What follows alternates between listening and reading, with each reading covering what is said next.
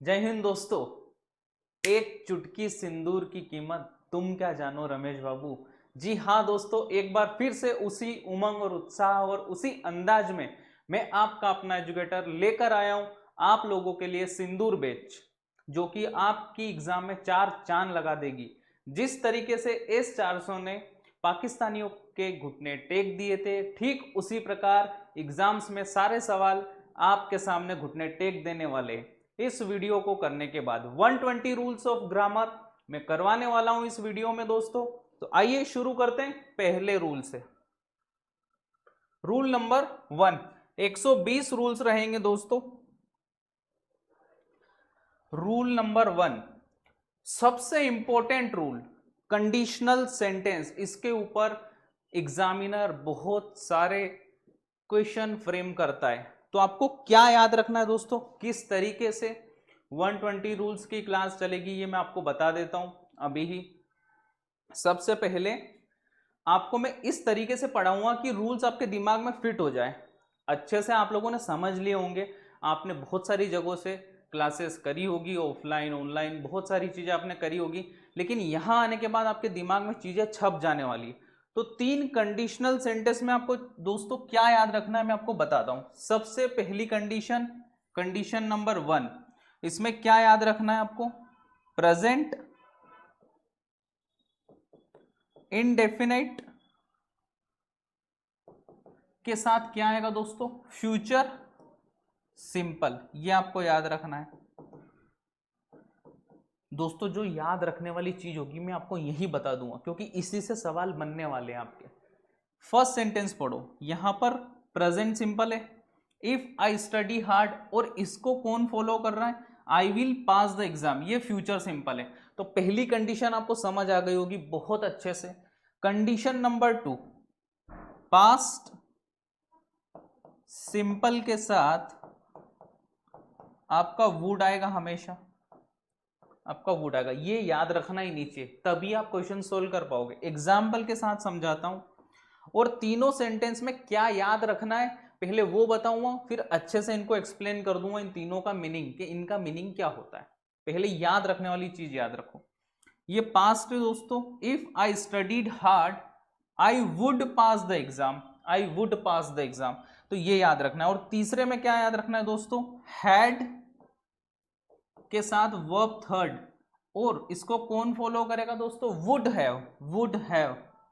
कभी भी कुछ ऐसा स्ट्रक्चर दिखे तो इस टाइप से आपको चीजें लगानी है। यहां देख लो example, if I had studied hard I would have pass the exam. ये तो दोस्तों याद करने वाली चीज थी, ये तो याद करने वाली चीज थी। अब इनका मतलब क्या होता है, if I study hard I will pass the exam. अगर तुम अच्छे से पढ़ाई करोगे तो तुम एग्जाम पास कर लोगे, ये तो सबको समझ आता है। सर इसका मतलब समझा दो, if I studied hard I would pass the exam. Present में बैठकर इमेजिनेशन करना कि अगर मैं अच्छे से पढ़ाई करूं तो मैं एग्जाम पास कर लूं। दोस्तों इसका मतलब क्या होता है, if I had studied hard I would have pass the exam. ये रियल इमेजिनेशन करता है पास्ट की, कि पास्ट में मैंने ऐसा कर लिया होता तो मैं एग्जाम पास कर लिया होता। ये पास्ट की इमेजिनेशन है। प्रेजेंट में बैठकर पास्ट की इमेजिनेशन, ये वाली प्रेजेंट में बैठकर प्रेजेंट की इमेजिनेशन, और ये तो रियल इमेजिनेशन। आपको समझ आई गई। तो इस तरीके से आपको याद रखना है, ठीक है। और याद रखने वाली बात दोस्तों ये है, बहुत अच्छे से आपको याद रखना है इसको। अगले रूल की तरफ चलते हैं। रूल नंबर 2, रूल नंबर 2 क्या कहता है ये भी समझ लो आप लोग। रिलेटिव प्रोनाउन के ऊपर है। सबसे पहली चीज, यूजेज ऑफ रिलेटिव प्रोनाउन समझ लो। यूजेज क्या है, हु और हुम। हु आपका दोस्तों सब्जेक्टिव केस है, और हुम ऑब्जेक्टिव केस है। हु और हुम आपके इंसानों के लिए यूज होते हैं, पीपल के लिए यूज होते हैं। और दोस्तों विच आपका नॉन लिविंग थिंग्स के लिए यूज होता है, या फिर एनिमल्स के लिए। एक चीज और क्लियर कर देता हूं आपको, कि ये जो हु या हुम है ये डोमेस्टिक एनिमल्स के लिए भी यूज हो सकते हैं। ये चीज आपको याद रखनी। दैट कहाँ यूज होता है sir, that non living things के लिए भी यूज हो जाता है, और दैट आपका लिविंग थिंग्स के भी लिए यूज हो जाता है। सर कैसे, बता दो, अच्छे से बता देता हूं, आ जाओ।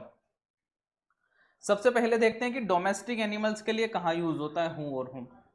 यहां देखो इस वाले सेंटेंस पर दोस्तों फोकस करना है। The लोयन scared our dog Tommy, dog का नाम है टॉमी, यानी कि ये डोमेस्टिक एनिमल है, तो इसके लिए हूँ आ गया, जो कि एकदम सही है। अब सर दैट का यूज बता दो। दैट का यूज जब भी दोस्तों एम्फेसिस डाल रखा हो, जैसे कि यहां देखो this is the same book, तो दैट आ गया, तो ये सही है। इसके साथ विच नहीं आएगा, क्यों? क्योंकि सर आपने बोला था बुक नॉन लिविंग थिंग है, उसके साथ विच आता है, लेकिन दोस्तों एम्फेसिस डाल दिया है द सेम से, और इस टाइप से बहुत सारे वर्ड्स होते हैं, एम्फेसिस डाल दिया जाता है तो फिर दैट का यूज होता है। ठीक है, तो दैट का ये यूज है, सबसे बेहतरीन यूज। 3 सबसे इंपॉर्टेंट है, इसके ऊपर बहुत सारे क्वेश्चंस आते हैं एग्जाम में, आपको ध्यान रखना है इसका। Gold is more precious than all metals. Gold metals का पार्ट है, तो गोल्ड का कंपैरिजन गोल्ड से ही हो जाएगा, इसलिए ये आंसर आपका गलत है। Gold is more precious than any other metals, यानी कि बाकी मेटल से गोल्ड का कंपैरिजन होगा, इसलिए ये सही है। इस सेंटेंस से और अच्छे से आपको क्लियर करता हूं। Diamond is more precious than all metals, ये सही है। आप बोलोगे सर कैसे सही है? दोस्तों डायमंड मेटल्स का पार्ट नहीं है, इसलिए डायमंड का कंपैरिजन सारे मेटल से हो सकता है। अगर कोई चीज उसी चीज का पार्ट है तो उससे कंपैरिजन होना मुश्किल है, नहीं हो सकता है। इसी कॉन्सेप्ट के ऊपर हम यहाँ पर क्वेश्चंस कर रहे हैं। Kalidas was more famous than all poets, सारे पोएट्स में कालिदास भी आ जाता है, तो कालिदास कालिदास से ही फेमस कैसे हो सकता है, ज्यादा फेमस कैसे हो सकता है? इसलिए यहाँ पर ऑल अदर पोएट होता तो सही हो जाता है, ऑल अदर पोएट्स होता तो सही हो जाता है। तो ये काफी इंपॉर्टेंट था और एग्जाम्स में पूछा जाता है हमेशा, तो आपको याद रखना है ये वाला रूल। बढ़ते हैं अगले रूल की तरफ, rule number 4। Rule number 4, preposition of time, since और फॉर। सिंस और फॉर के लिए एक चीज याद रखो दोस्तों, सिंस आपका पॉइंट ऑफ टाइम के लिए आता है, पॉइंट ऑफ टाइम के लिए आता है, और फॉर आपका पीरियड ऑफ टाइम के लिए आता है। एक चीज तो आपको ये ध्यान रखनी, सिंस और फॉर। और यूज कहां होते हैं? यूज परफेक्ट टेंस के साथ होते हैं, ये चीज आपको याद रखनी है। यहां आ जाओ, सीधे सीधे एग्जांपल्स में देखते हैं। देखो यहां मैंने नोट भी डाल दिया, परफेक्ट टेंस और परफेक्ट कंटिन्यूअस टेंस के साथ यूज होते हैं, यहां मैंने लिख दिया है। ठीक है, और अगर आपको पीडीएफ चाहिए तो कमेंट बॉक्स में जरूर बताइए, इसकी पीडीएफ की लिंक हम आपको भेज देंगे, आप डाउनलोड कर पाओगे।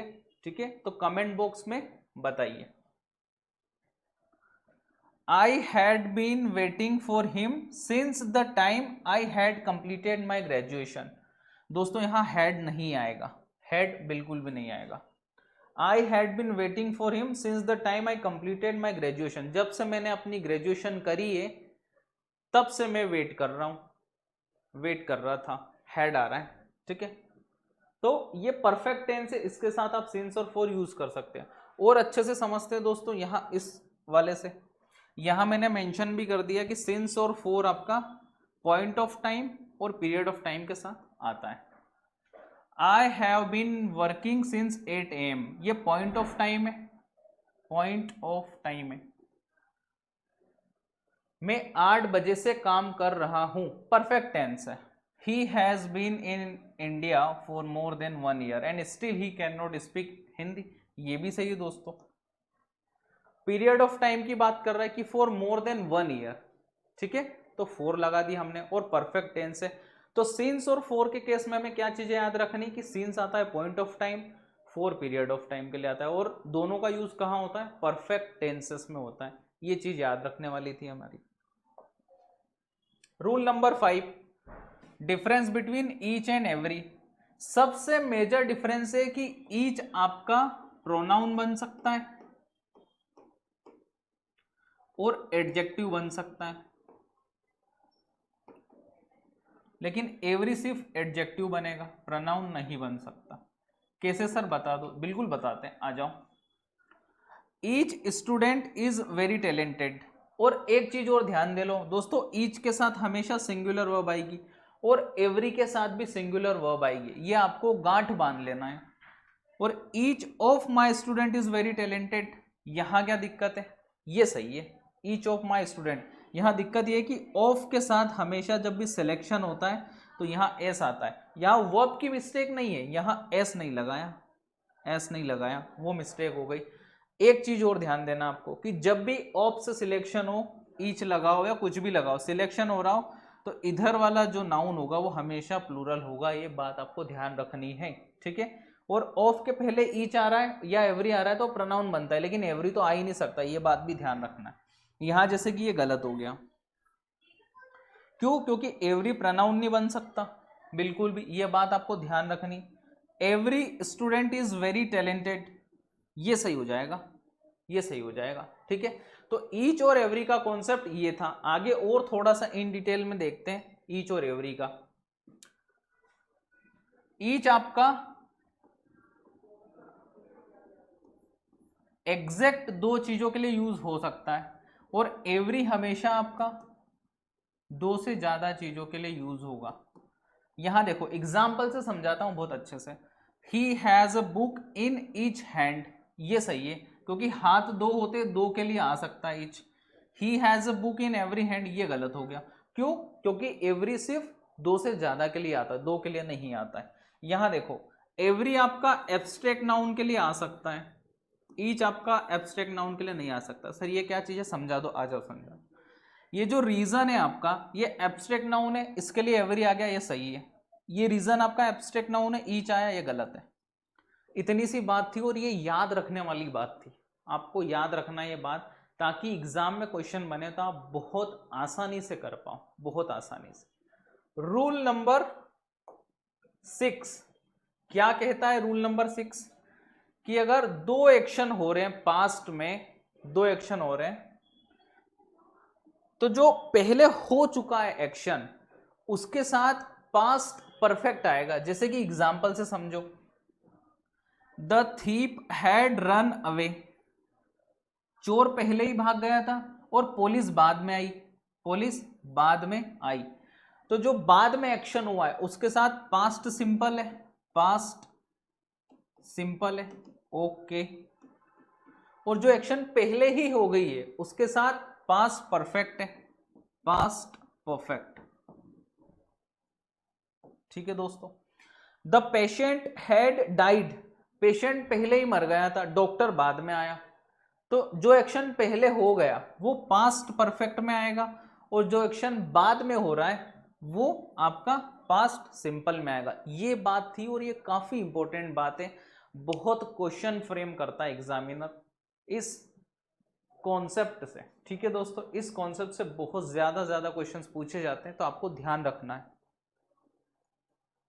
चलते हैं रूल नंबर 7 की ओर। रूल नंबर 7 क्या कहता है? रूल नंबर 7 कि we use a possessive adjective before a gerund, ये सब यूज किए जाएंगे जेरेंड के पहले।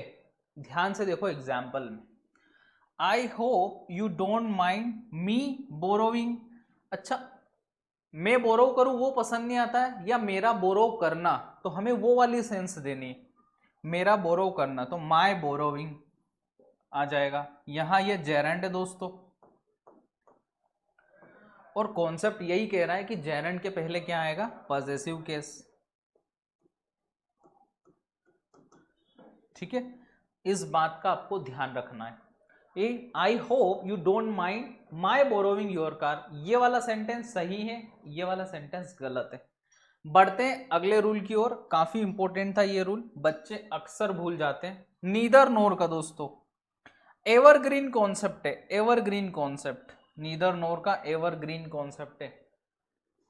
Both and note can not be used together, दोनों को साथ नहीं यूज कर सकते, ये चीज ध्यान रखनी है आपको, अलग से लिख लेना, बोथ और नोट साथ नहीं आ सकते। क्यों? क्योंकि इसके लिए हमारे पास स्पेशल कॉन्सेप्ट बना हुआ है नीदर नोर का। जब बोथ और नोट आ जाए तो हमें नीदर नोर यूज करना है। Neither Ram nor Shyam is going to visit this place, और जब भी नीदर नोर आ जाए तो हमेशा जो वर्ब डिसाइड होगी, ये जो वर्ब डिसाइड होगी ये पास वाले सब्जेक्ट के हिसाब से डिसाइड होगी, यहां के हिसाब से। ये बात भी आपको ध्यान रखना है, हमेशा ध्यान रखना है। और देखो both Ram and Shyam are not going to visit this place, ये गलत हो गया, ये गलत है, ये सही है। क्यों गलत है? क्योंकि बोथ और नोट साथ में नहीं आ सकते। इंपॉर्टेंट कॉन्सेप्ट था, अपनी डायरी में नोट कर लेना। बढ़ते हैं अगले रूल की ओर। रूल नंबर 9, सबसे इंपॉर्टेंट बात इसमें कि ऑप से सिलेक्शन हो, जो कि मैं आपको बता चुका हूं, तो आगे आने वाला नाउन हमेशा प्लूरल होगा, हमेशा प्लूरल होगा। ध्यान से देखते हैं, अब आ जाओ। वन ऑफ द बर्ड्स, और ये जो वर्ब डिसाइड होगी ना इस केस में दोस्तों, ये इसके हिसाब से डिसाइड होगी, इसके हिसाब से। लेकिन काफी बच्चों को कंफ्यूजन होता है कि सर कभी कभी यहां से डिसाइड होती, कभी यहां से डिसाइड होती, तो उसका क्या सॉल्यूशन है, मैं आपको करवाऊंगा। ध्यान से देखो, कोयल is one of the birds that sing, that sing, ये रिलेटिव प्रोनाउन आ गया है, रिलेटिव प्रोनाउन आ गया है। और जब जब रिलेटिव प्रोनाउन आ जाए वर्ब कैसे डिसाइड होगी, यहां से, यहां से डिसाइड होगी। अगर ये बर्ड से तो सिंग आ रहा है दोस्तों, देख लो आप, ध्यान से देख लो, ये यही क्रिस्टल क्लियर आपको कर दिया है, क्रिस्टल क्लियर, क्रिस्टल क्लियर मैंने कर दिया। एक बार और सुन लो ध्यान से, जब भी वन ऑफ द बर्ड्स आए उसके बाद अगर रिलेटिव प्रोनाउन नहीं है तो यहां से डिसाइड होगी वर्ब, और रिलेटिव प्रोनाउन अगर है तो वर्ब डिसाइड यहां से होगी। ये याद रख लेना, डायरी में नोट कर लो। अब आ जाओ ये वाला कॉन्सेप्ट करते हैं दोस्तों। जब भी ओनली लग जाए, ओनली लग जाए सेंटेंस में, तो हमेशा हमेशा सब्जेक्ट जो रहेगा आगे, और इसके हिसाब से ही वर्ब डिसाइड होगी। यहां रीना के हिसाब से वर्ब डिसाइड हो रही, Reena is the only one of the girls who has, तो आपका यहां रिलेटिव प्रोनाउन आ गया तो भी इसके हिसाब से डिसाइड नहीं हो रही। क्यों? क्योंकि ओनली आ गया। तो ये कॉन्सेप्ट काफी होच पोच हो जाता है बच्चों का, तो मैंने आपका एकदम क्रिस्टल क्लियर कर दिया। जब भी ओनली आ जाए तो आगे वाले से डिसाइड होगी, भले ही रिलेटिव प्रोनाउन आ जाए, उससे फर्क नहीं पड़ता है। ये बहुत इंपॉर्टेंट कॉन्सेप्ट था, ठीक है। एक बार और रिवाइज करवा देता हूं। अगर कोई रिलेटिव प्रोनाउन नहीं है तो यहां से डिसाइड होगी वर्ब, अगर रिलेटिव प्रोनाउन है तो यहां से डिसाइड होगी वर्ब, और ओनली लग गया तो रिलेटिव प्रोनाउन है तो भी वर्ब यहां से डिसाइड होगी आगे से। ये बात आपको ध्यान रख लेना, क्योंकि ऑफलाइन क्लासेस में बच्चों के बहुत कंफ्यूजन होते हैं इन कॉन्सेप्ट के ऊपर, इसलिए तीनों कॉन्सेप्ट को एक साथ लेकर आया हूं। बढ़ते हैं अगले कॉन्सेप्ट की ओर, अगले रूल की ओर। रूल नंबर 10, रूल नंबर 10, अगर आपकी यूनिट्स या डिस्टेंस एक ही तरीके से कवर की गई है तो आपके वर्ब जो आएगी वो सिंगुलर आएगी, और अगर आपकी जो डिस्टेंस है अलग अलग तरीके से, ट्रेन से, बस से, पैदल चल के अलग अलग तरीके से कवर करी गई है, तो फिर आपकी जो वर्ब आएगी वो प्लूरल आएगी। ये छोटा सा कॉन्सेप्ट था, ये एकदम छोटा सा कॉन्सेप्ट था। पैसों की बात आ जाए, चाहे स्पीड की आ जाए, वेट की आ जाए, अगर उनको अलग अलग तरीके से यूज किया जा रहा है दोस्तों, तो फिर एज ए प्लूरल यूज करेंगे, और एक तरीके से एक सिंगल यूनिट में यूज किया जा रहा है तो फिर सिंगुलर यूज करेंगे। ये छोटा सा कॉन्सेप्ट था, आप भूल ना जाओ, इसलिए मैंने इसको भी रख लिया। Rule number 11, there are certain words which are always used in perfect tense. इन सभी वर्ड्स को परफेक्ट टेंस के साथ यूज किया जाता है। देखो, ही वेंट देयर ऑलरेडी, ये पास्ट है आपका, पास्ट के साथ ऑलरेडी यूज नहीं किया जाता है, इसलिए सेंटेंस इनकरेक्ट है। He had gone there already, ये सही है दोस्तों। क्यों? क्योंकि ये आपका परफेक्ट टेंस है। I have not spoken to her yet, ये भी सही है, परफेक्ट टेंस है। He has gone just now, ये भी सही। तो ये बात आपको ध्यान रखनी कि जितने भी वर्ड्स है, ever, never, yet, already, now, just now, until now, always, occasionally, ये सारे वर्ड्स के साथ आपको परफेक्ट टेंस ही यूज करना है। या फिर ऐसा भी बोल सकते हो, अगर परफेक्ट टेंस आ रहा है तो ये वर्ड है तो ये सारे सही हो जाएंगे। ये ध्यान आपको रखना है। बढ़ते हैं अगले रूल की ओर। Rule number 12, law of inversion, most important, most important. यहां से एग्जाम में एक सवाल देखने को जरूर मिलेगा आप लोगों को। लॉ ऑफ इन्वर्जन थोड़ा सा समझा देता हूं। लॉ ऑफ इन्वर्जन क्या होता है कि सब्जेक्ट के पहले वर्ब आ जाएगी या फिर एचवी आ जाएगी।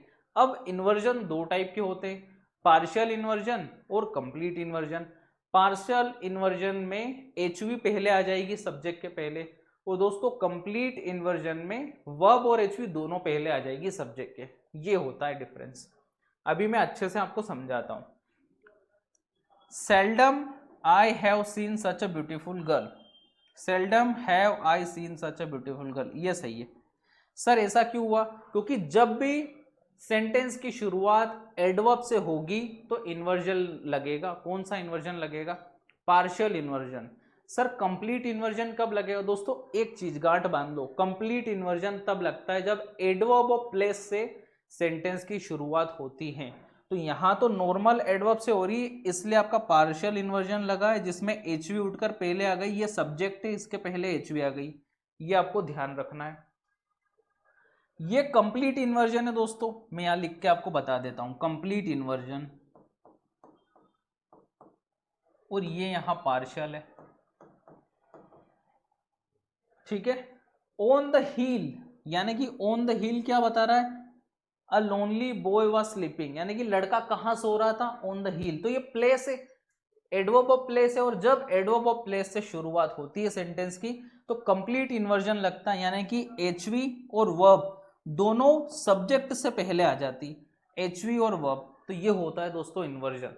बहुत अच्छे तरीके से मैंने आपको समझाया, काफी अच्छे तरीके से। एग्जाम में सवाल जरूर आएगा, 100% गारंटी एग्जाम में इन्वर्जन से सवाल जरूर देखने को मिलेगा, इसलिए इसको डायरी में नोट कर लेना, रिवाइज कर लेना, ठीक है। नंबर 19 क्या कहता है? रूल नंबर 19 कि जब भी ये सारे वर्ड्स आ जाए, as well as, together with, along with, and not, in addition to, तो जो आपकी वर्ब डिसाइड होगी यहाँ आगे वाले के हिसाब से, आगे वाले के सब्जेक्ट के हिसाब से डिसाइड होगी। द क्लब मेंबर, इसके साथ सिंगुलर आएगी वर्ब, लेकिन यहाँ वर है तो ये गलत है। द क्लब मेंबर, इसके साथ वर्ब आएगी सिंगुलर, तो वॉज है, तो डेफिनेटली सही है। और ये दोनों वर्ड्स लगे हुए बीच में। सर कॉन्सेप्ट भी समझा दो। ऑफलाइन क्लास में दोस्तों काफी डिटेल में मैं कॉन्सेप्ट कराता हूँ, ये सब एकदम इन डिटेल चीजें समझाता हूँ कि कहाँ क्यों होगी चीजें, लेकिन ये हमारी है 120 रूल्स वन शॉट, जिसमें मुझे आपको याद करवाना है चीजों को, ठीक है, आपके दिमाग में बिठाना है, इसलिए मैं इस तरीके से पढ़ा रहा हूँ। यहाँ पढ़ाने का तरीका एकदम अलग है, ठीक है। लेकिन फिर भी बता देता हूँ कि अलोंग विद आपका एक प्रीपोजिशन है, प्रीपोजिशन के बाद आता है प्रीपोजिशनल ऑब्जेक्ट आता है, तो प्रीपोजिशनल ऑब्जेक्ट के हिसाब से तो वर्ब डिसाइड होगी नहीं, तो हमारा एक्चुअल सब्जेक्ट हो गया द क्लब मेंबर, तो इसके हिसाब से हमारी वर्ब डिसाइड होगी। ये था इसके पीछे कॉन्सेप्ट। इसी तरीके से सब चीजों के कॉन्सेप्ट होते हैं, लेकिन ये 120 रूल्स के वन शॉट है, आपके दिमाग में चीजें हमें बिठानी है, इसीलिए लेकर आए, ठीक है। ऑफलाइन क्लास का मजा अलग होता है, बहुत लंबी लंबी क्लासेस होती है, ये एग्जाम के पर्पज से, कि एग्जाम्स में जल्दी जल्दी आप रिवाइज कर पाओ अगर आपने बहुत अच्छे से पढ़ रखा है तो। ये कॉन्सेप्ट है दोस्तों कि number plus unit plus noun आ जाए तो यूनिट आपकी हमेशा सिंगुलर रहेगी, number plus unit plus adjective आ जाए तो यूनिट आपकी हमेशा सिंगुलर रहेगी। यहां देखो, ही सा अ 10 इंच स्नैक, ये आपका नाउन है तो इसके पहले यूनिट आ रही तो सिंगुलर है। 500 रुपी नोट्स, नोट्स आपका नाउन है, इसके पहले यूनिट आ रही सिंगुलर रहेगी, ये आपको ध्यान रखना है। इस वाले में सर क्या कॉन्सेप्ट है दोस्तों? अगर इस टाइप से सेंटेंस लिखा है ही हैड 5 डजन, तो आपको समझ आ रहा है क्या कि 5 डजन क्या क्या 5 डजन में क्या, तो पता नहीं लग रहा है। सेल्फ एक्सप्लेनेटरी नहीं है यूनिट, तो सिंगुलर आएगी। और आई हैव 5 रुपीज, रुपीज से पता लग रहा है कि पैसों की बात हो रही, तो फिर वहां प्लूरल आ जाएगा। तो एक कॉन्सेप्ट तो ये था। जब भी आपको इस टाइप से यूनिट मिले, lakhs of thousands of students took the test, इस टाइप से, या thousands of lakhs of students इस टाइप से मिले, तो हमेशा असेंडिंग ऑर्डर में अरेंज करना है आपको। Thousands of lakhs of student सही हो जाएगा आपका, और ये गलत हो जाएगा, ये आपको याद रखना है, ध्यान रखना है। तीनों चीजें एक साथ रख दी और ताकि आपको बहुत अच्छे से रिवीजन हो जाए। Rule number 21, rule number 21, seldom और नेवर का मतलब समझ लो दोस्तों, होता है कभी नहीं, कभी नहीं, ठीक है। अगर आपने किसी को प्रपोज किया और आपको आंसर मिला हो कभी नहीं, सेल्डम और नेवर, ठीक है। और सेल्डम का मतलब होता है कभी कभार। ये सेल्डम और एवर जैसा तो कोई वर्ड ही नहीं होता है, ये वर्ड होता है सेल्डम, इफ, एवर, कभी कभी, ठीक है, कभी कभी, ये वर्ड होता है। अब ध्यान से देखते हैं कि कहाँ चीजें सही है कहाँ चीजें गलत है। सेल्डम और never he comes to my house, क्या होगा दोस्तों? ये गलत क्यों है बताओ? क्योंकि सेल्डम और नेवर आपका एक एडवर्ब है, और एडवर्ब जब जब सेंटेंस की शुरुआत करता है तब तब इन्वर्जन लगता है, और यहां दोनों में इन्वर्जन नहीं है, इसलिए गलत हो जाएगा। Seldom if ever does he come to my house, seldom और never does he come to my house, ये दोनों सही हो जाएंगे क्योंकि इन्वर्जन लगा हुआ है। तो कॉन्सेप्ट ऑफ इन्वर्जन मैंने आपको तीसरी बार पढ़ा रहा हूं ताकि आपके दिमाग में बैठ जाए कि इन्वर्जन कैसे काम करता है।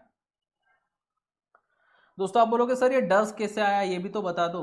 ठीक है, बता देता हूं। वैसे तो बताना नहीं चाहिए क्योंकि 120 रूल्स की सीरीज है जिसमें डिटेल में एक्सप्लेनेशन नहीं दिया जाता है, बहुत अच्छे से आपको चीजें कराई जाती है रिवीजन के पर्पज से। यहाँ प्रेजेंट इनडेफिनाइट चीजें, प्रेजेंट इनडेफिनाइट है और उसकी एचवी होती है डू या फिर डज। हमारा सब्जेक्ट सिंगुलर है तो हम सिंगुलर एचवी उठाएंगे, और उठा ली हमने, डज ही कम कर दिया। इस टाइप से कॉन्सेप्ट आपको करना था। अगला रूल देखते हैं, रूल नंबर 22 क्या कहता है? रूल नंबर 22 क्या कहता है? There are 3 cases of pronouns. ये छोड़ो आप तो दोस्तों, सीधे यहां आ जाओ। एक कॉन्सेप्ट आपको याद रखना है तो चीजें आपकी सारी सॉर्ट हो जाएगी। सब्जेक्ट का कंपैरिजन सब्जेक्ट से करना है आपको, ऑब्जेक्ट का कंपैरिजन ऑब्जेक्ट से करना है, ये आपको ध्यान रखना है। सब्जेक्ट का कंपैरिजन सब्जेक्ट से, ऑब्जेक्ट का कंपैरिजन ऑब्जेक्ट से, आपकी चीजें सारी क्लियर हो जाएगी। आ जाओ करवा देता हूं। My parents scold me more than he, यानी कि जितना उसको स्कोल्ड करते हैं मेरे पेरेंट्स, उससे ज्यादा मुझे स्कोल्ड करते हैं। अब नीचे वाला सेंटेंस पढ़ना, माई parents scold me more than him, ये गलत हो जाएगा, ये गलत हो जाएगा, ये गलत हो जाएगा ना। सब्जेक्ट का कंपैरिजन सब्जेक्ट से करना है, ये चीज का ध्यान रखना है। तो यहां ये गलत हो जाएगा, ये गलती से लिख दिया है, ठीक है। यहां देखो आप, she is taller than me, वो मुझसे ज्यादा टॉल है, या जितना टॉल मैं हूं उससे ज्यादा टॉल है, वही हो जाएगा ना। तो नीचे वाला she is taller than I, ये सही हो जाएगा। इस सब्जेक्ट का कंपैरिजन इससे हुआ है, ठीक है। समझ गए दोस्तों? समझ गए? चीजें बहुत क्लियर कर दी आप लोगों के लिए। रूल नंबर 22 क्या कहता है दोस्तों? रूल नंबर 22 आपको ध्यान रखना, सबसे इंपॉर्टेंट बात है रूल नंबर 22 की। यहां अगर आपने लिख ली तो आपकी चीजें क्लियर हो जाएगी। सब्जेक्ट का कंपैरिजन आपको सब्जेक्ट से करना है, ऑब्जेक्ट का कंपैरिजन आपको ऑब्जेक्ट से करना है, ठीक है। अब कैसे करना है आ जाओ बताता हूं। यहां क्या हो रहा है, my parents scold me more than he, यानी कि पेरेंट्स भी मुझे स्कोल्ड करते हैं और वो भी स्कोल्ड करता है मुझे, लेकिन पेरेंट्स ज्यादा करते हैं, ये मीनिंग था यहां, तो ये सही हो गया। अब नीचे वाला देखो, माई पेरेंट्स स्कोल्ड मी, यानी कि पेरेंट्स मुझे भी स्कोल्ड करते हैं और पेरेंट्स उसे भी स्कोल्ड करते हैं, लेकिन पेरेंट्स मुझे ज्यादा स्कोल्ड करते हैं, इसलिए दोनों सेंटेंस सही हो जाएंगे। तो आपको चीजों पर कमांड आनी जरूरी है कि कहां कैसे कंपैरिजन हो रहा है। अब नीचे वाले में बताता हूं दोस्तों, she is taller than me, वो मुझसे ज्यादा टॉलर है, इंसान से ज्यादा टॉलर है, या जितना टॉल मैं हूं मुझसे ज्यादा टॉल है, इस टाइप से करना है। जितना टॉल मैं हूं मुझसे ज्यादा टॉल वो है, या मुझसे ज्यादा टॉल है, ठीक है। दिल्ली की हवा मुंबई से ज्यादा पोल्यूटेड है, या दिल्ली की हवा मुंबई की हवा से ज्यादा पोल्यूटेड है। तो सब्जेक्ट का कंपैरिजन सेम कैटेगरी में होता है हमेशा, ये चीज का आपको ध्यान रखना है। इंपॉर्टेंट कॉन्सेप्ट था। लंबाई का कंपैरिजन लंबाई से, लंबाई का कंपैरिजन, मेरी लंबाई का कंपैरिजन उससे कैसे, इंसान से कैसे कर सकते हो। खूबसूरती का कंपैरिजन खूबसूरती से होगा, मोटापे का कंपैरिजन मोटापे से, इस टाइप से आपको कंपैरिजन करना है। तो ये चीजें सीखनी पड़ेगी दोस्तों आपको, ये गलत है ये सही है, यहाँ ये दोनों सही है। ठीक है, तो बहुत प्यारा कॉन्सेप्ट था, इंपॉर्टेंट था, आपको सीखना जरूरी था। Rule number 23, who versus home. Who आपका सब्जेक्टिव केस है दोस्तों, यानी कि सब्जेक्ट बनने का काम करता है, और ये ऑब्जेक्टिव केस है, ये ऑब्जेक्ट बनने का काम करता है, ये ध्यान रखना है आपको। कहाँ कौन सा लगेगा, इसका एक कॉन्सेप्ट दे देता हूं आपको कि number of subject is equal to number of verb.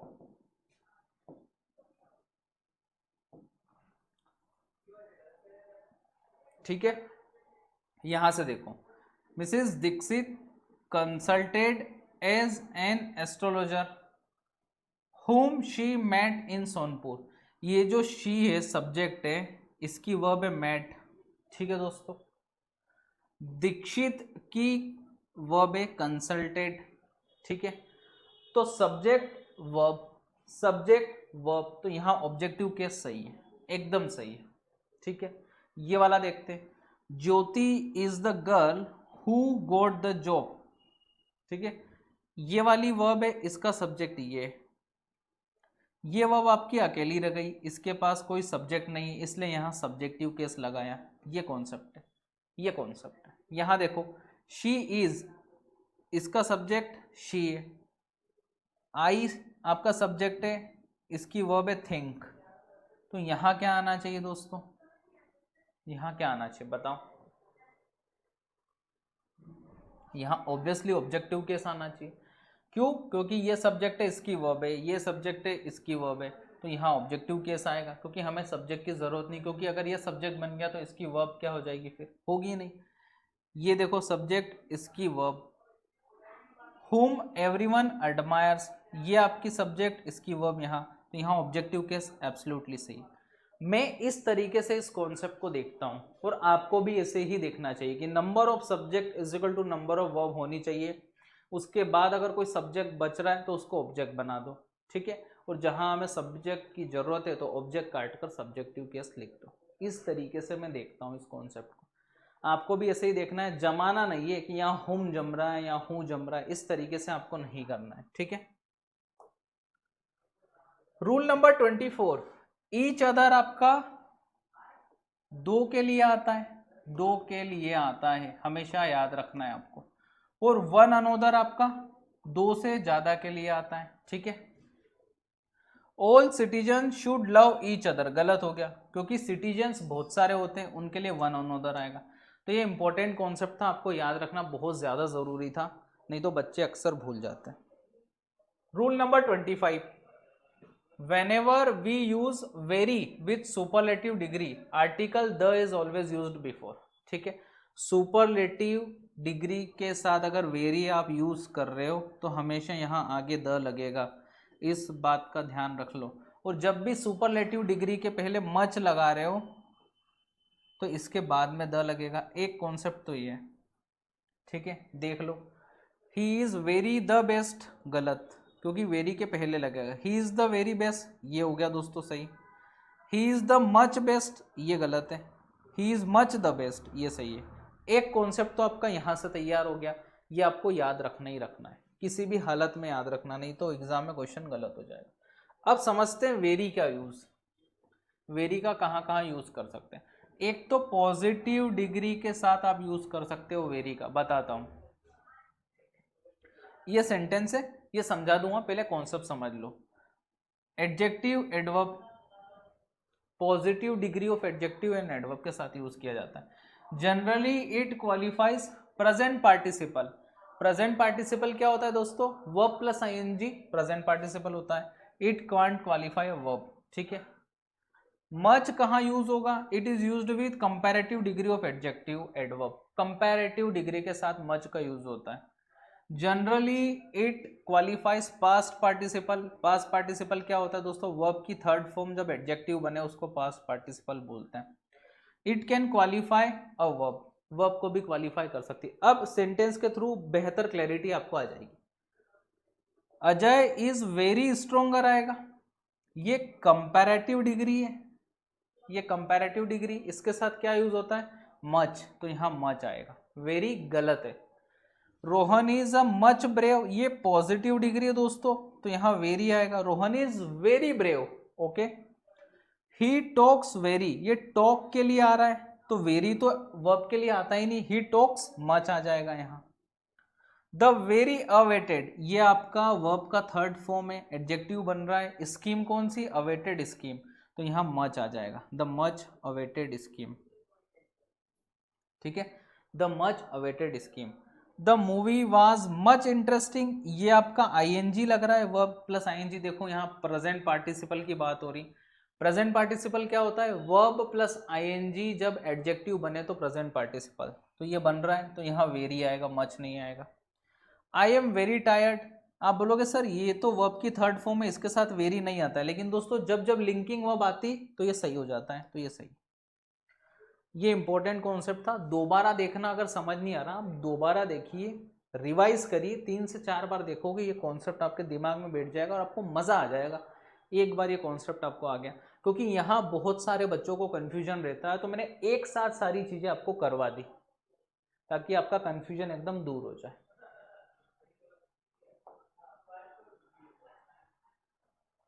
अब एक और चीज जहां कंफ्यूजन रहता है बच्चों को, कि मच का यूज आपका होता है इंटेंसिफाई करने के लिए कंपैरेटिव डिग्री को, और बाय फार का यूज होता है सुपरलेटिव डिग्री को इंटेंसिफाई करने के लिए। बाय फार द बेस्ट और मच बेटर, ठीक है। This ring is much better than that ring, ऐसा आएगा, ठीक है। तो यहां इस कंपैरेटिव डिग्री को इंटेंसिफाई करने के लिए मच लगाया, और बेस्ट आपकी सुपरलेटिव डिग्री, उसके लिए बाय फार द यूज होता है, ठीक है। तो गुड, बेटर और बेस्ट, ये पॉजिटिव डिग्री, कंपैरेटिव डिग्री और सुपरलेटिव डिग्री। तो ये कॉन्सेप्ट भी आपको क्लियर करा दिया, आगे बढ़ते हैं। Rule number 26, rule number 26, collective noun से रिलेटेड है, सब्जेक्ट वर्ब एग्रीमेंट का पार्ट है। हमेशा दोस्तों में जब जब सब्जेक्ट वर्ब एग्रीमेंट पढ़ाता हूं तो मैं एक ही चीज बच्चों को बोलता हूं कि सब्जेक्ट और वर्ब का रिश्ता ठीक उसी प्रकार है जैसे हस्बैंड और वाइफ का रिश्ता, ठीक है। हमेशा वाइफ के हिसाब से हस्बैंड को चलना पड़ता है, इसीलिए हमेशा वर्ब को डिसाइड होना पड़ता है सब्जेक्ट के हिसाब से। तो सब्जेक्ट वाइफ है और हस्बैंड आपकी वर्ब है, ठीक है। थोड़ी सी हंसी मजाक वाली बात थी ताकि मजा आए आप लोगों को। अब देखते हैं कि the audience is watching the movie, सारे ऑडियंस एक ही मूवी देख रहे हैं तो सिंगुलर आएगा, ये ध्यान रखना है। सारे ऑडियंस अलग अलग सीट्स ले रहे हैं तो आर आ गया, सही है, दोनों सही है। जूरी क्या होता है, ग्रुप ऑफ जजेस, तो सारे जजेस ने एक डिसीजन लिया तो इज आ गया। The jury are divided in their opinion, सारे जजेस के अलग अलग ओपिनियंस है तो आर आ गया। इस तरीके से आपको ये कॉन्सेप्ट को करना था दोस्तों, ठीक है। बहुत प्यारा कॉन्सेप्ट था और बहुत अच्छे तरीके से मैंने आपको एक्सप्लेन किया। रूल नंबर 27, ये जितनी भी वर्ब्स है दोस्तों इनके साथ आईएनजी फॉर्म नहीं आता है। I M owning a car, ऐसे बोलोगे क्या, मैं हर रोज उस कार को ओन कर रहा हूं। भाई एक बार खरीद ली तो आपकी हो गई, हर रोज तो ओन करोगे नहीं, इसलिए आई ओन अ कार बोलोगे। आई एम लविंग इट, ऐसा नहीं बोलते हैं, आई लव इट, मुझे बहुत पसंद आया, ऐसा बोलोगे, ठीक है। तो ये सारी वर्ब्स थी, आपको ध्यान रखनी थी, एक बार आप नोट डाउन भी कर लेना अपनी डायरी में इनको। बढ़ते हैं अगले रूल की ओर। Rule number 28, enough, enough adjective भी बनता है और एडवर्ब भी बनता है। मैं आपको बता देता हूं कब एडजेक्टिव बनेगा कब एडवर्ब बनेगा। यहां देखो ये शुगर है आपका, शुगर नाउन है और नाउन के पहले अगर इनफ है मतलब ये एडजेक्टिव है definitely. She is smart enough, enough के पहले क्या है, स्मार्ट है, और इनफ बाद में आ रहा है, तो इनफ जब बाद में आ जाए और इनफ के बाद कुछ ना हो नाउन तो एडजेक्टिव बनेगा ही नहीं, डेफिनेटली एडवर्ब बनेगा। यहां देखो test reports indicate that it develops enough power, तो ये पावर नाउन है, इसके पहले इनफ है तो एडजेक्टिव है। और यहाँ बिग इनफ हो गया, इसके बाद कोई नाउन नहीं है इसलिए एडवर्ब बन जाएगा। तो ये चीज़ें आपको ध्यान रखने वाली थी। कॉन्सेप्चुअल चीज़ है, रूल बहुत प्यारा है, ये सारे रूल्स आपको याद रखने हैं, 100% याद रखने। बढ़ते हैं अगले रूल की तरफ। The use of adverb as can be used as an adverb with this given words. इन वर्ड्स के साथ आपको एस का यूज करना है, इनके साथ, ठीक है। लेकिन ये एस कहाँ यूज नहीं हो सकता, इन वर्ड्स के साथ आपको एस का यूज नहीं करना, ये याद रखना है। Biology is defined as the science of living beings, यानी कि डिफाइन के साथ आप एस का यूज कर सकते हो, तो ये सही है। She described Gerry as shy, describe के साथ आप कर सकते हो दोस्तों, हाँ कर सकते हो। शी वॉज इलेक्टेड चेयरपर्सन, ये भी सही है, क्योंकि इलेक्ट के साथ एस का यूज आप नहीं कर सकते और नहीं किया है यहाँ, इसलिए सही है। तो ये कुछ चीजें ऐसी थी, मैं वो लेकर आया हूँ जिनको आपको याद भी करना है, ताकि एग्जाम में बाकी बच्चों से आप काफी अलग हो जाए, काफी आगे बढ़ जाए आप। और rule number 30, the use of conjunction, ठीक है। ऑल्दो का यूज कैसे करते हैं, एक बात तो गांठ बांध लो दोस्तों कि ऑल्दो अगर राम है तो बट आपका रावण है, ये दोनों साथ में कभी नहीं आएंगे। ऑल्दो और बट साथ में कभी भी नहीं आएंगे, ये बात आपको ध्यान रखना है। Although she is rich but she thinks, ये कभी नहीं हो सकता। ऑल्दो के साथ येट आ सकता है, कभी कभी येट आ सकता है, और ऑल्दो के साथ येट ना भी आए तो भी चल जाता है, सिर्फ कोमा लगाकर। तो ये चीज ध्यान रखने वाली बात थी। ऑल्दो का मतलब होता है इन स्पाइट ऑफ समथिंग, ठीक है। तो ये बात आपको ध्यान रखनी थी। बढ़ते हैं अगले रूल की तरफ।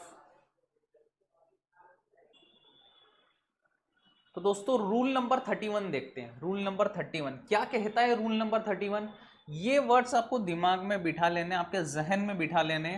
Perfect, superior, inferior, junior, injurious, ancillary, ये सब वर्ड्स के साथ हमेशा टू फॉलो करेगा कंपैरिजन में, देन फॉलो नहीं करता है। आओ एग्जांपल्स देखते हैं। For babies breast feeding is superior to आया, यानी कि सही है। Injurious to. एक और एग्जाम्पल, बहुत पॉपुलर एग्जाम्पल है, smoking is injurious to your health.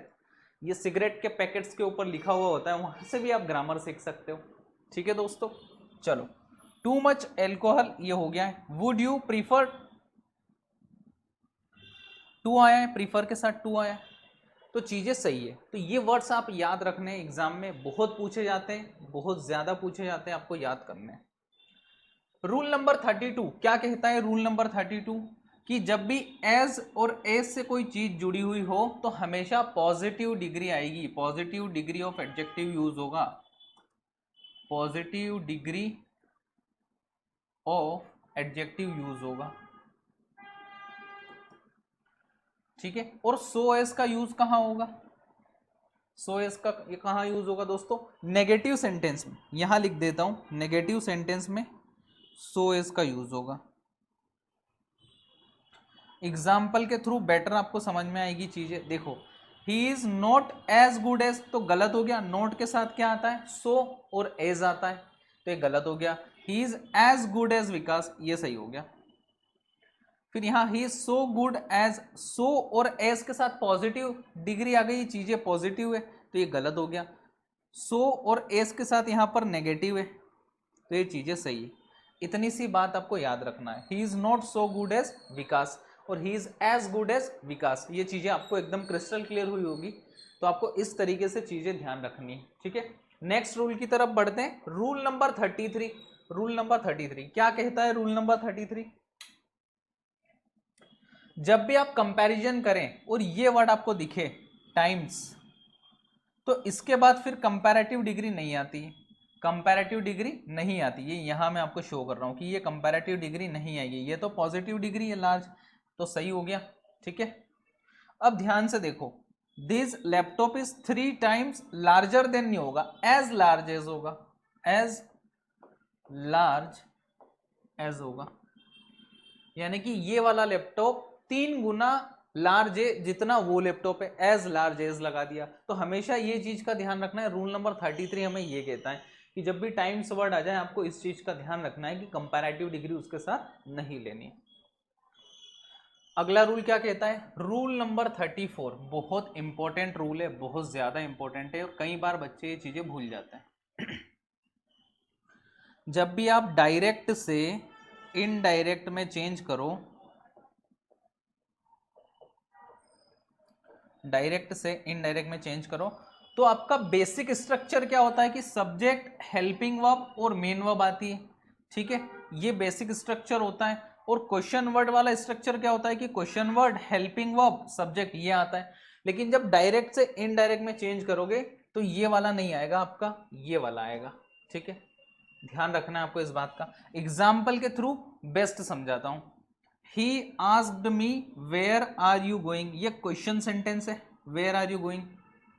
जब आपने चेंज किया he asked me where I was going, ये इनडायरेक्ट में, तो यहां पर सब्जेक्ट पहले आ गया, फिर HVI, फिर वर्ब आया। यानी कि जो बेसिक स्ट्रक्चर है, जो नॉर्मल स्ट्रक्चर है, वही यूज होगा इनडायरेक्ट में, भले ही डायरेक्ट में ये वाला स्ट्रक्चर यूज किया गया हो क्वेश्चन वाला। ठीक है, तो ये चीज आपको ध्यान रखनी है हमेशा। यहां देखो, he asked me what was my name, यहां क्वेश्चन वर्ड वाला स्ट्रक्चर है, यहां क्या आ जाएगा, he asked me what my name was। चीजें डायरेक्ट से इनडायरेक्ट में बदलेगी तो ये वाला रूल फॉलो होगा। रूल नंबर 34 सबको याद रखना है, बहुत इंपॉर्टेंट है, एग्जाम में बच्चे भूल जाते हैं कई बार। रूल नंबर 35 क्या कहता है, रूल नंबर 35 कि जब भी आपके सामने नीदर, नोर, ईदर और, नॉट ओनली बट आल्सो आ जाए तो आपको पास वाले सब्जेक्ट के हिसाब से वर्ब डिसाइड करनी है। ठीक है, नियरेस्ट सब्जेक्ट के हिसाब से वर्ब डिसाइड करनी है।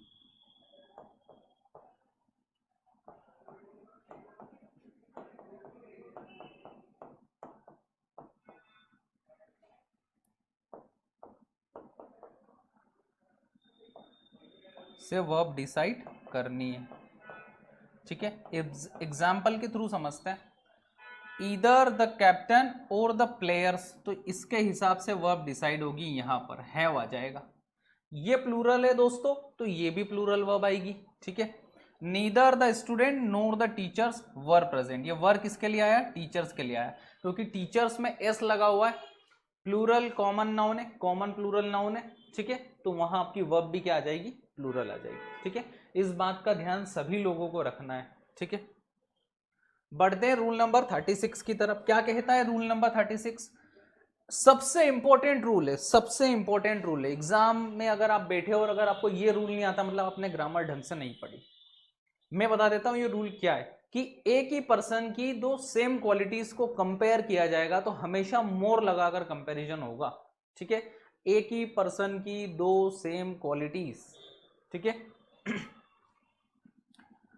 This pen is redder than white, ये गलत है, रेडर नहीं आएगा।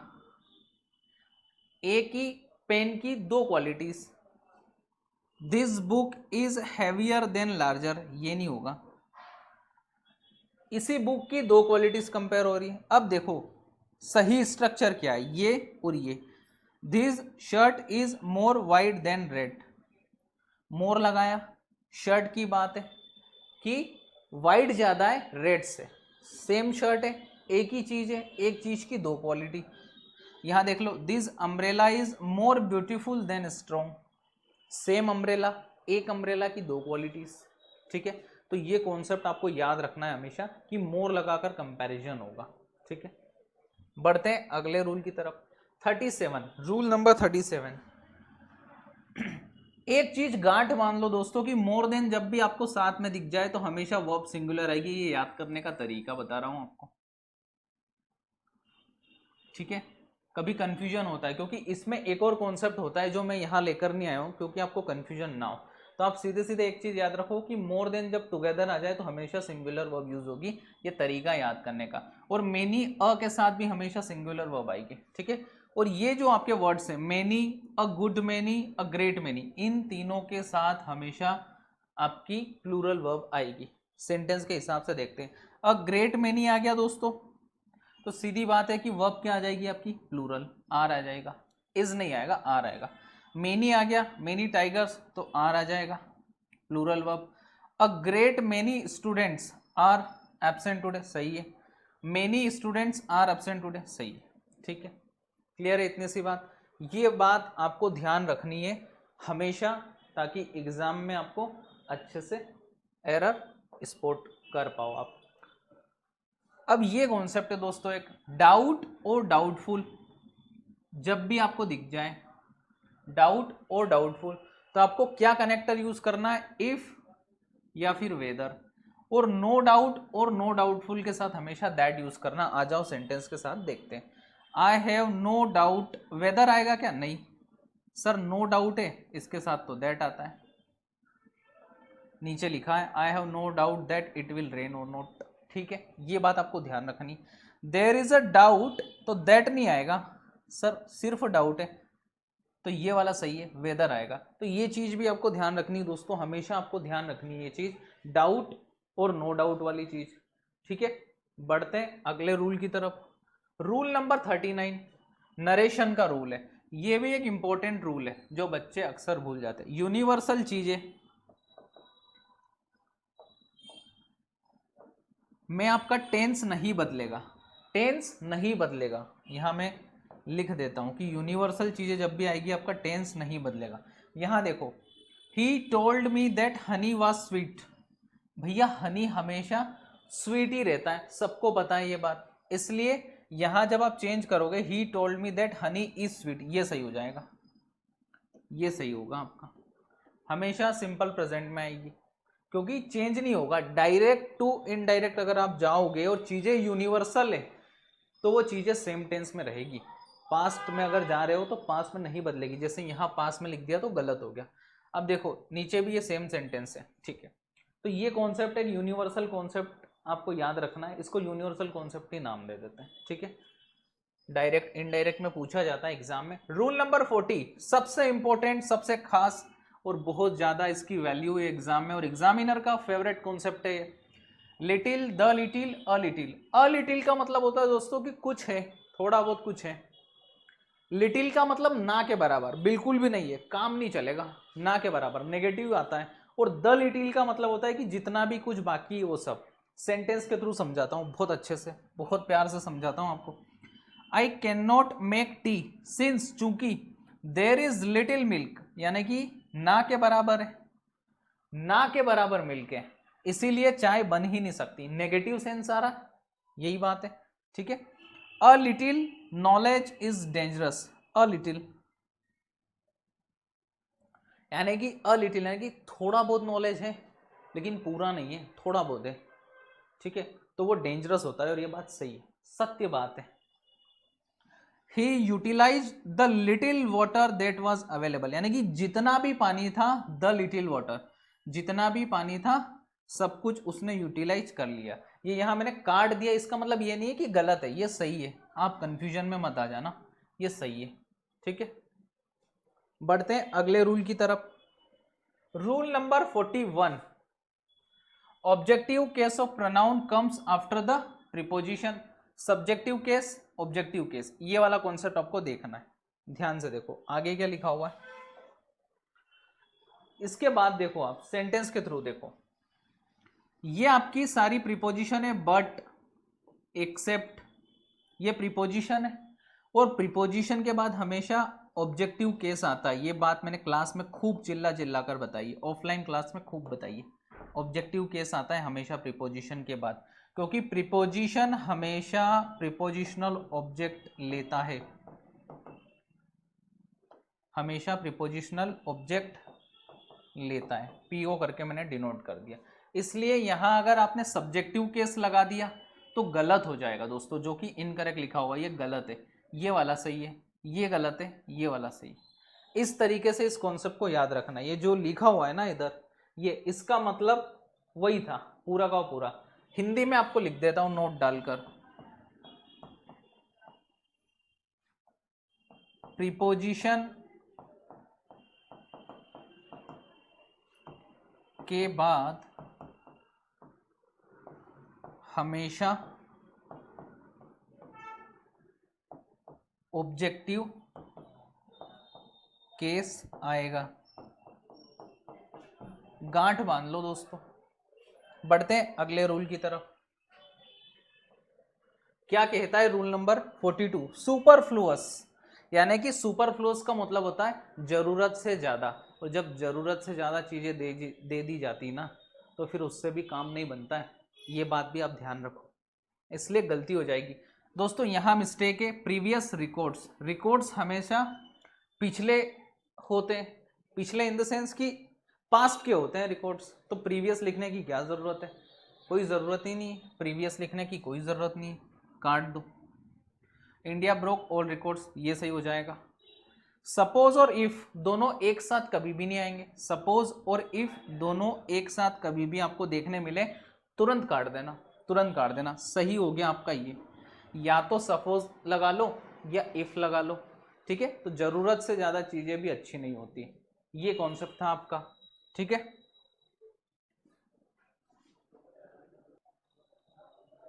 बढ़ते हैं दोस्तों रूल नंबर 43 की तरफ। 43 क्या कहता है, सबसे इंपॉर्टेंट है, ये भी सबसे इंपॉर्टेंट रूल है कि कभी भी आपको नॉन लिविंग थिंग्स के साथ पोजीशन नहीं लगाना है, ठीक है। चेयर्स लेग कभी भी नहीं करोगे आप, एग्जामिनर ऐसे ही डालता है और आपको लगता है कि सही है, लेकिन ये सही नहीं है, चेयर्स लेग कभी भी नहीं करोगे आप, लेग्स ऑफ चेयर या लेग ऑफ चेयर ऐसे कर सकते हो, बहुत सारे लेग्स हैं तो लेग्स ऑफ चेयर, एक लेग है तो लेग ऑफ चेयर, ठीक है। बुक्स पेज, बुक्स पेज ये तो यूं ही गलत है, इसमें आपने पोजीशन ही नहीं बनाया, पेज ऑफ द बुक सही हो जाएगा, इसमें आपको ऐसा करना था तो पोजीशन बनता, यहाँ तो बना ही नहीं तो ये वैसे ही गलत हो गया। तो ये चीज आपको ध्यान रखने की, कभी भी नॉन लिविंग थिंग्स के साथ पोजीशन आपको नहीं बनाना है, अपोस्ट्रोफी का यूज आपको नहीं करना है, ठीक है। बढ़ते हैं अगले रूल की तरफ, रूल नंबर 44। क्या कहता है रूल नंबर 44 कि कुछ स्पेसिफिक वर्ड्स होते हैं आपके, स्पेसिफिक वर्ड्स जैसे एगो हो गया, बिफोर हो गया, ठीक है, यस्टरडे हो गया, इन सब के साथ हमेशा आपको पास्ट यूज करना है, ठीक है, पास्ट, ठीक है। यहां देखो I have gone to the market, ये तो प्रेजेंट परफेक्ट है जो कि गलत हो जाएगा, क्यों, क्योंकि यहाँ यस्टरडे आया कि कल गया था ना मार्केट, तो फिर आपको पास्ट यूज करना है, I went to the market, ये सही हो जाएगा, वेंट सही है। तो ये चीज का आपको ध्यान रखना है, कई बार बच्चे गलती कर देते हैं, समझ नहीं आता है उनको, तो ये चीज का आपको ध्यान रखना है। रूल नंबर 44 था। Rule number 45, unique, excellent, perfect, ideal, ये सब अपने आप में कंप्लीट वर्ड्स है, अपने आप में दोस्तों कंप्लीट है वर्ड, इनके साथ सुपरलेटिव डिग्री नहीं लगाई जा सकती, सुपरलेटिव डिग्री नहीं लगाई जा सकती। ही इज द मोस्ट एक्सीलेंट, ये गलत हो जाएगा, एक्सीलेंट अपने आप में कंप्लीट है, ही इज एन एक्सीलेंट हो जाएगा, सही है। द मोस्ट लगा दिया यूनिक के साथ, भाई यूनिक तो यूनिक होता है ना, यूनिक तो यूनिक होता है, उसको और क्या यूनिक करोगे, तो he this is a unique product of our company, ये हो जाएगा। तो रूल नंबर 45 भी काफी इंपॉर्टेंट रूल था, आपको याद रखना। रूल नंबर 46, ये क्वाइट और आल दोनों साथ में नहीं आ सकते, सुपरफ्लोज हो जाएगा, दोनों का मतलब सेम होता है, या तो क्वाइट लगा लो या ऑल लगा लो, आपकी सुविधा के हिसाब से आप ये काम कर लेना। ये भी इंपॉर्टेंट रूल था, छोटा रूल था लेकिन इंपॉर्टेंट था, कहीं भूल ना जाओ, ठीक है। बढ़ते हैं रूल नंबर 47, ये वापस से आ गया, एगो और बिफोर जब भी आ जाएगा आपको पास्ट की याद दिलाएगा, पास्ट की याद, और पास्ट किस में होता है, वर्ब की सेकेंड फॉर्म लगाते हैं हम, सिंपल पास्ट की बात होती है। ही हैड गॉन 2 सेकेंड्स एगो, तो हैड गॉन नहीं होगा, ये परफेक्ट है, पास्ट परफेक्ट है, हमें केवल पास्ट चाहिए, और पास्ट होता है वर्ब की सेकेंड, यानी कि ही वेंट आ जाएगा, एगो के साथ आपका वेंट आ जाएगा। She had submitted the work 5 hours एगो, एगो आ गया आपका, यानी कि यहाँ पर पास्ट परफेक्ट से बात नहीं बनेगी, हमें चाहिए केवल पास्ट, तो शी सबमिटेड वर्ब की सेकेंड फॉर्म, ठीक है। ये बात आपको ध्यान रखनी थी, इंपॉर्टेंट है, ठीक है। रूल नंबर 48 क्या कहता है, रूल नंबर 48 सबसे शानदार कॉन्सेप्ट है, सब्जेक्ट वर्ब एग्रीमेंट का कॉन्सेप्ट इसको आप बोल सकते हो, सबसे शानदार। जब भी आपको दो लोगों का एक चीज पर पोजीशन बनाना हो, दो लोगों का एक चीज पर, यहां लिख देता हूं, दो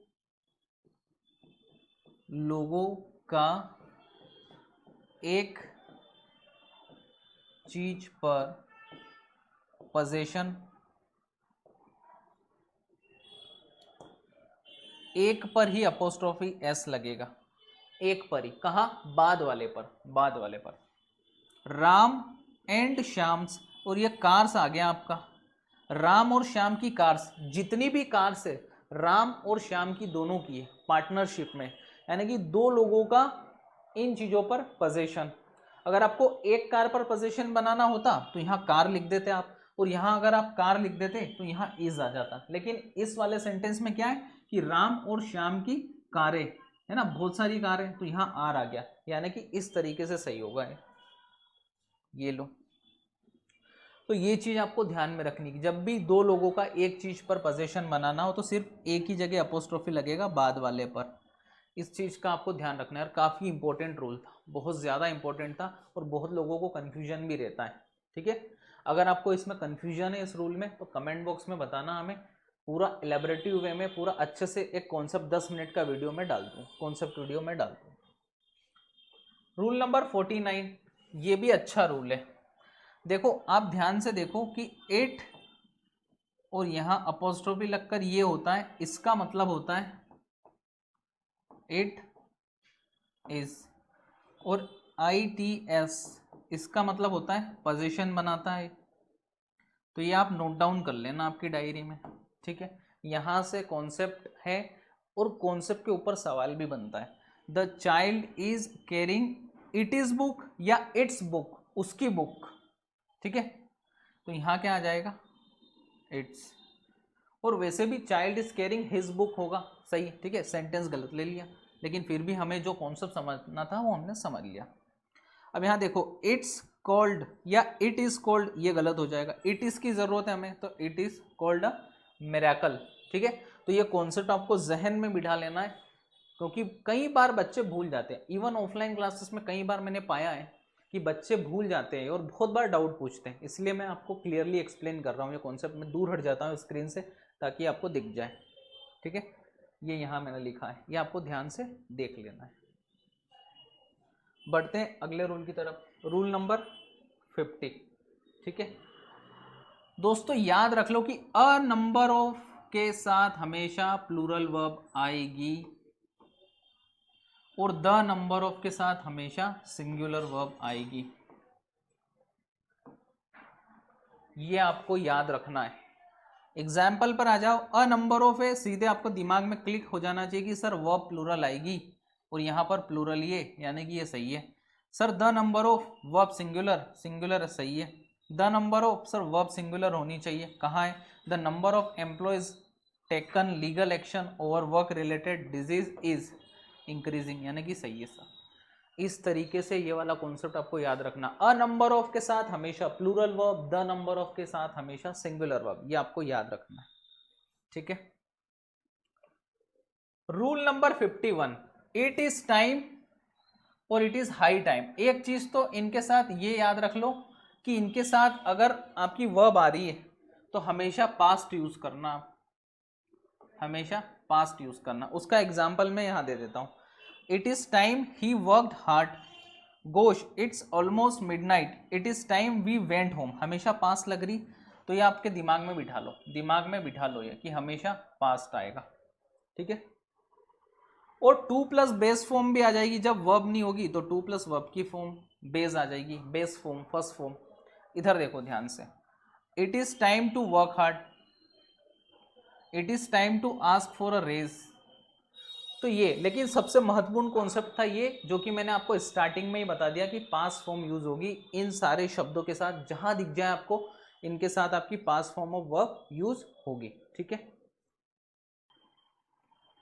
देखते हैं दोस्तों रूल नंबर 52 क्या कहता है। रूल नंबर 52, एंग्री, ये जो एंग्री वर्ड है अगर हमको लोगों के लिए यूज करना है तो एंग्री विथ, या किसी इंसिडेंट किसी कारण की वजह से तो एंग्री एट। आ जाओ एग्जाम्पल से समझते हैं। आई गोट रियली एंग्री विथ हर, किसी इंसान के लिए आ रहा तो विथ लगा रहे, यानी कि उससे मैं बहुत ज्यादा एंग्री हो गई। I am angry with Shyam, इंसान के लिए यूज हुआ है। अब एट कहाँ यूज होगा, किन चीजों के लिए या किसी इंसिडेंट की वजह से, किसी कारण की वजह से, the local residents were angry at the lack of parking spaces, यानी कि पार्किंग स्पेस की कमी की वजह से, तो एंग्री एट यूज हुआ। They are angry at the way they have been treated, उनको जैसे ट्रीट किया गया था उसकी वजह से वे एंग्री थे। तो लोगों के लिए यूज हो, इंसानों के लिए यूज हो तो विथ, किसी कारण से किसी इंसिडेंट के लिए तो एंग्री एट। अगला रूल देखते हैं, रूल नंबर 53। ये जो नो वर्ड है ना दोस्तों, नो वर्ड, इसको डायरेक्टली टू के साथ यूज नहीं कर सकते आप, ठीक है, डायरेक्टली टू के साथ यूज नहीं कर सकते, हमेशा आपको ये वर्ड्स का यूज करना पड़ेगा। एग्जाम्पल के थ्रू समझते हैं। I do not know what all the fuss is about, ये यूज किया हमने। ये वाला देखो, I do not know how to make tea, ये हाउ यूज किया।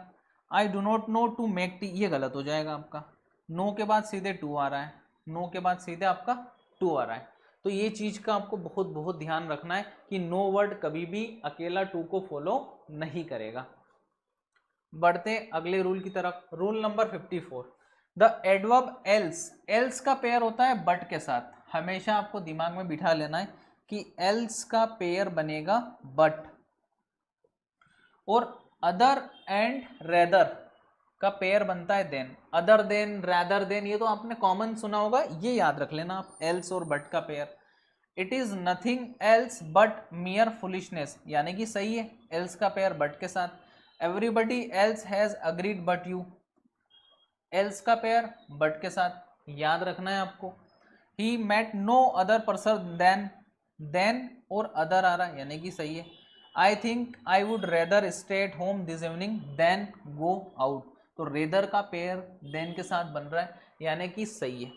तो ये पेयर भी याद रखने हैं आपको, कई बार एग्जामिनर यहाँ से उठा के सवाल पूछ देता है, तो ये चीज का आपको ध्यान रखना है, ठीक है। Rule number 55, short, kind, type, etc, इन सब के साथ हमेशा सिंगुलर वर्ब यूज करनी है। दिस टाइप, एक ही टाइप है, टाइप्स कर दोगे तो फिर चीजें बदल जाएगी, लेकिन अगर आप ऐसे लिख रहे हो इनको, टाइप, शॉर्ट, काइंड, तो हमेशा आपको सिंगुलर वर्ब का यूज करना है। ये भी एक कॉन्सेप्ट था और काफी अच्छा कॉन्सेप्ट है, हमेशा आपको इन चीजों का ध्यान रखना है। इस कॉन्सेप्ट का भी ध्यान रखना है कि शॉर्ट, काइंड, टाइप आता है इस तरीके से लिखा हुआ, this type of article is, इस टाइप का article, this sort of camera, इस प्रकार का camera, any kind of racism, किसी भी प्रकार का रेसिज्म, तो सिंगुलर वाइब आ रही तो हमेशा वर्ब भी सिंगुलर आएगी। अगर टाइप, सॉर्ट्स, काइंड्स होता तो फिर चीजें बदल जाती, ठीक है। रूल नंबर 56, इन, इनसाइड और इनटू। सबसे पहले देखते हैं इनसाइड। इनसाइड आपको दोस्तों लोकेशन बताती है, क्या बताती है, लोकेशन बताती। एग्जाम्पल के थ्रू समझते हैं। I came inside the class, कहाँ आया, क्लास के अंदर।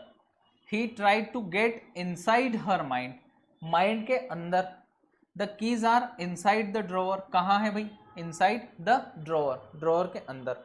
अब इन जो है ना स्टैटिक चीजों के लिए यूज होता है, स्टैटिक यानी कि जो स्थिर है। इनसाइड वी यूज इन, ये तो छोड़ो आप, ठीक है। I M in the class, कहाँ है वो, इन द क्लास, स्टैटिक है, क्लास के अंदर। The chlorine in the pool makes my eyes सोर, इन यूज हुआ, क्लोरीन स्टैटिक है, पूल के अंदर, ठीक है। ये लोकेशन के लिए यूज होता है कि कोई चीज कहाँ रखी है, ये स्टैटिक पोजीशन दिखाने के लिए यूज होता है, ठीक है। आगे बढ़ते हैं। ये जो इनटू है ना, ये मूवमेंट के लिए यूज होता है, कोई चीज मूवमेंट के साथ अंदर आ रही है उसके लिए यूज होता है, ठीक है, मूवमेंट के साथ अंदर आ रही है। देखो, कम इनटू द हाउस, यानी कि हाउस के अंदर आ जाओ, यानी कि मूवमेंट है। He threw the letter into the fire, फेंका, मूवमेंट में है तो इनटू आ जाएगा। तो इस तरीके से ये डिफरेंस था, ठीक है, ये आपको याद रखना था।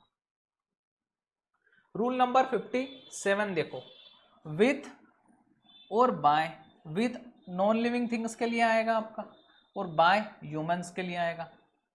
आप इसको एंग्री के साथ मत जोड़ देना, एंग्री में चीजें अलग थी। यहां देखो, we write with a pen, with का यूज होगा नॉन लिविंग थिंग्स के लिए। She wiped her lipstick off with a tissue, non living things के लिए आया। अब यहां देखो, बाय किसके लिए आता है, the motorcycle was driven by a tiny doll man, the book was translated by a well known author. By और ऑथर ह्यूमन बीइंग है, तो विथ का यूज नॉन लिविंग थिंग्स के लिए, बाय का यूज लिविंग थिंग्स के लिए, इंसानों के लिए, लोगों के लिए। ये चीजें आपको ध्यान रखनी है। Rule number 58, rule number 58, start word आपका आएगा ना, my exams start from Monday. From इसलिए नहीं आएगा दोस्तों कि फ्रॉम के साथ टू का पेयर होता है, यहां से यहां तक इस तरीके से यूज करते हैं, ठीक है। My exams start on Monday, ये सही हो जाएगा। मंडे को शुरू होगी मेरी एग्जाम्स, पता नहीं है खत्म कब होगी, इसलिए फ्रॉम टू ये पेयर बनता है तो हमें पता लग जाता है कि कहां से कहां तक, इसलिए फ्रॉम और टू यूज नहीं होगा यहाँ पर। He will start his preparation from Monday, ये गलत हो जाएगा, इस तरीके से हम नहीं कहते। He will start his preparation on Monday, ये बात बताते हैं हम, ये हो जाएगी बात, क्योंकि फ्रॉम और टू लगेगा तो बात बन जाएगी, कहाँ शुरू कहाँ खत्म। सिर्फ शुरुआत की बात है तो ऑन यूज करेंगे हम, ठीक है। रूल नंबर 59 देखते हैं क्या कहता है। रूल नंबर 59 कि कुछ स्पेसिफिक वर्ड्स होते हैं जिनके साथ टू प्लस वर्ब की फर्स्ट फॉर्म और आईएनजी लगेगा हमेशा, जैसे ये वर्ड्स हैं addicted to, look forward to, prone to, devoted to, accustom to, इन सब के साथ हमेशा वर्ब की फर्स्ट फॉर्म प्लस आईएनजी लगेगा। I look forward to hearing from you, ये आ गया यानी कि सही है। She has devoted herself to getting, ING आ गया, सही है। I am not accustomed to being, ING आ गया, सही है। यानी कि ये चीज़ आपको याद रखनी थी हमेशा, तो आपकी गलती नहीं होती। ये कई बार एग्जामिनर पूछता है क्योंकि बच्चे याद नहीं करते, भूल जाते हैं, याद ही नहीं रखते स्पेसिफिक चीज़ें, तो ये सारी चीज़ें मैंने आपको एक जगह इकट्ठी करके 120 रूल्स में डाल दी। रूल नंबर 60 देख लो, ये तो सबसे आसान है और सबको पता होगा।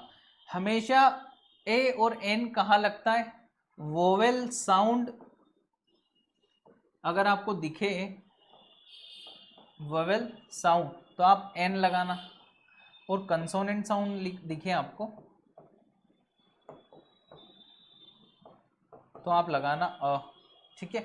आ जाओ इधर, एन एनसीसी कैडेट, एन बोलने में सबसे पहले हमारा साउंड आ रहा है ए, एन ऐसे बोलते हैं इसको एन, तो ए वोवेल साउंड आ रहा है इसलिए एन सही हो जाएगा। यूनिसेप यू आ रहा है, यू एक आपका कंसोनेंट साउंड है तो ये आपका ये भी सही है क्योंकि एन नहीं लगेगा, ऑब्वियसली कंसोनेंट साउंड है तो ए लगता है। अब 1 रुपी ये भी सही है, कॉन्सोनेंट साउंड है, ठीक है दोस्तों। तो ये थे हमारे 60 रूल्स। आगे बढ़ते हैं रूल नंबर 61 की तरफ।